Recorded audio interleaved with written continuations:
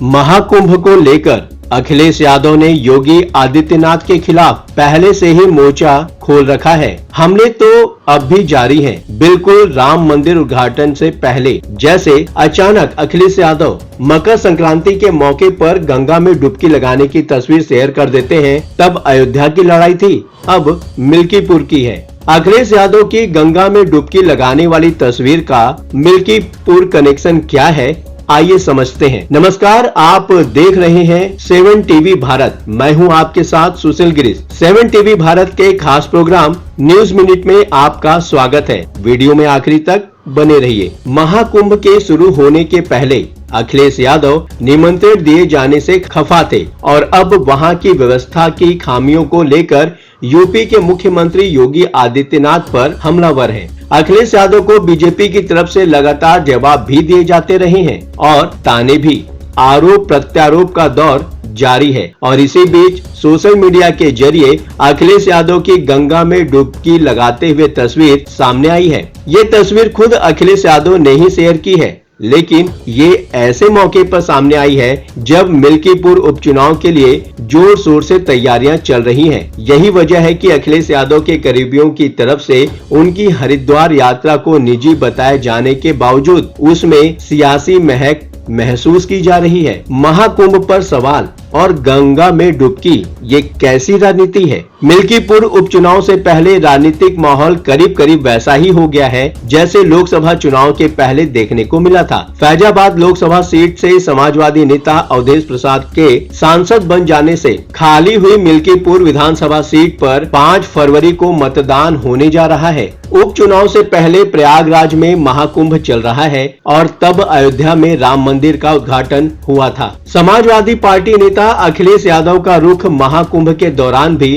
बिल्कुल वैसा ही महसूस किया जा रहा है जैसा राम मंदिर उद्घाटन के दौरान देखने को मिला था। यूपी के मुख्यमंत्री योगी आदित्यनाथ की तरफ से महाकुंभ का निमंत्रण दिए जाने पर अखिलेश यादव ने कड़ा ऐतराज जताया था। योगी और उनकी सरकार पर हमलावर तो वे पहले से ही हैं। हाल फिलहाल सोशल मीडिया पर वीडियो शेयर कर वो व्यवस्थागत खामियों के लिए सरकार को कटघरे में खड़ा करने की लगातार कोशिश कर रहे हैं। यूपी के पूर्व मुख्यमंत्री अखिलेश यादव ने सोशल साइट एक्स पर गंगा स्नान की तस्वीरें शेयर करते हुए लिखा है, मकर संक्रांति के पावन पर्व पर लिया मां गंगा का आशीर्वाद। बताते हैं कि अखिलेश यादव 13 जनवरी को ही हरिद्वार पहुंचे थे, जिस दिन प्रयागराज में महाकुंभ शुरू हुआ। उनकी हरिद्वार यात्रा निजी बताई जा रही है। रिपोर्ट के मुताबिक अखिलेश यादव अपने चाचा राजपाल यादव की अस्थियां विसर्जित करने गए हुए हैं। मान लेते हैं ये यात्रा निजी है, लेकिन तस्वीरें जो अखिलेश यादव ने ही शेयर की है, मौका भी मकर संक्रांति का चुना है और ये सब ऐसे दौर में हो रहा है जब मिल्कीपुर उपचुनाव को लेकर बने माहौल के बीच सवाल किया जा रहा है कि वो महाकुंभ नहाने जाएंगे या नहीं। ये सवाल भी वैसे ही हैं जैसे पिछले साल पूछा जा रहा था कि निमंत्रण मिला तो राम मंदिर उद्घाटन में जाएंगे या नहीं। सवाल का जवाब अब अखिलेश यादव अलग तरीके से दे रहे हैं। मुमकिन है अयोध्या में समाजवादी पार्टी की जीत का भी असर हो। महाकुंभ स्नान के सवाल पर अखिलेश यादव बताते हैं, मैं हर बार कुंभ गया हूँ, अगर आप लोग कहेंगे तो वो फोटो भी शेयर कर दूंगा। समय समय पर मैंने गंगा में स्नान भी किया है। साथ ही अखिलेश यादव बीजेपी नेताओं को अपनी तरफ से चैलेंज करते हैं, वो लोग भी फोटो शेयर करें जो दूसरों को गंगा में नहाने के लिए कह रहे हैं और फिर समझाते हैं कि कोई कुंभ नहाने क्यों जाता है। अखिलेश कहते हैं, कुछ लोग पुण्य कमाने के लिए गंगा स्नान करने के लिए जाते हैं, कुछ लोग दान करने के लिए जाते हैं और कुछ लोग अपने पाप धोने जाते हैं। हम लोग पुण्य और दान के लिए जाएंगे। हालांकि अखिलेश यादव ने ये नहीं बताया कि वो कुंभ नहाने कब जाएंगे।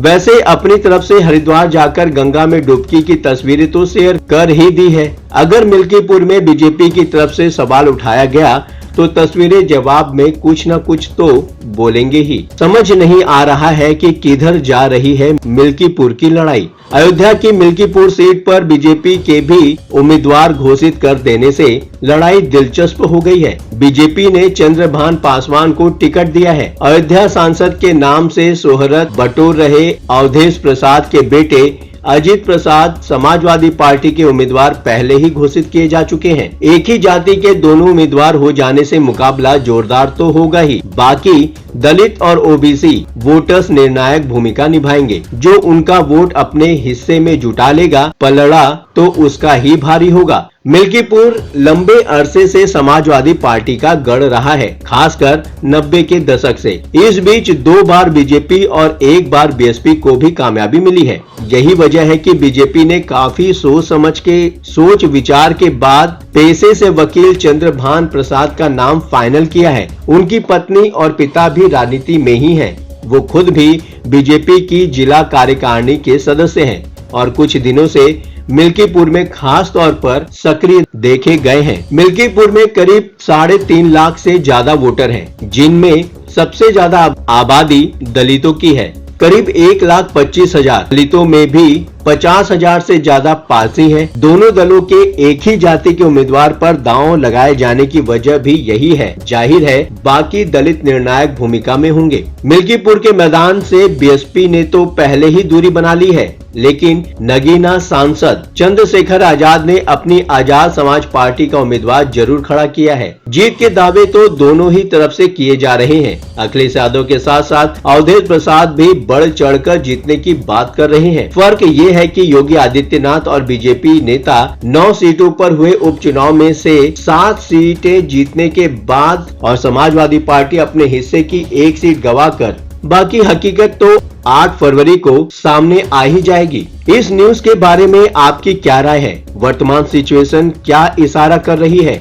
अगर आप कुछ कहना चाहते हैं, अपने विचार रखना या व्यक्त करना चाह रहे हैं, तो कमेंट सेक्शन खुला है। आप खुलकर अपने विचार साझा कर सकते हैं। चलते चलते ये बात भी बताना जरूरी है कि 7 टीवी भारत अपने दर्शकों की राय और सूचनाओं के लिए हमेशा खुला है। यदि आपके आसपास कोई महत्वपूर्ण घटना, दुर्घटना, भ्रष्टाचार, प्रेरक प्रसंग, वृत्तांत, सामाजिक मुद्दा या अन्य कोई मामला सामने आए तो कृपया उसे हमारे साथ साझा करें। हम आपकी गोपनीयता की पूर्ण सुरक्षा का आश्वासन देते हैं। आपके योगदान से हम बेहतर और सारगर्भी समाचार प्रदान करने में सक्षम होंगे। ये प्लेटफॉर्म है जनता का, आपकी आवाज को बुलंद करने का। अब आपकी बात नहीं रहेगी अनसुनी। आपके विचार, आपके सुझाव हमारे लिए मायने रखते हैं। अभी तक आपने इस चैनल को सब्सक्राइब नहीं किया है तो देर किस बात की, चैनल को अभी सब्सक्राइब करें। आपका चैनल को सब्सक्राइब करना, वीडियो को लाइक करके कमेंट करना हमारे प्रयासों को प्रोत्साहन देता है। आज के लिए बस इतना ही। लगातार खबरों के लिए बने रहिए 7 टीवी